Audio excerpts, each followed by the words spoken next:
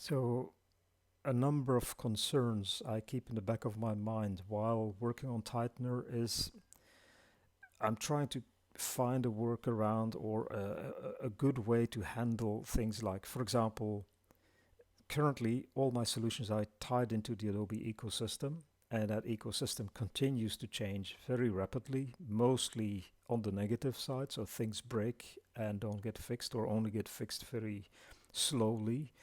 And that essentially creates a lot of unscheduled work and unwanted work. So, for example, if I have this InDesign C++ plugin, that needs to be updated yearly. And okay, so there's a new SDK, you compile against the new SDK and you're done, but that is not really the case because my plugins rely on the same external tools as InDesign. For example, InDesign uses Boost and my plugin uses Boost. So if InDesign upgrades their Boost, I need to make sure that my plugin uses the same version, so there's more work to my plugin than just recompiling against the new SDK.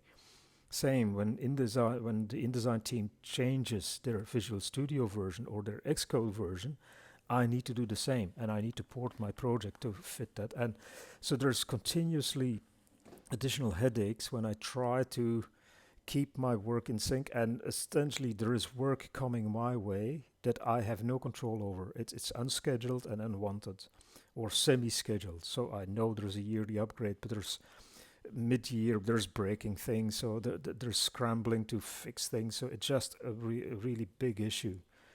Uh, then the other thing that I keep in mind is that the level of integration of ExtendScript is very variable. So some apps are really very integrated, like InDesign is extremely deeply integrated into ExtendScript, whereas on the other hand, Illustrator, for example, is very thin. So there's a good integration up to a certain point, but then certain features are just inaccessible from scripting.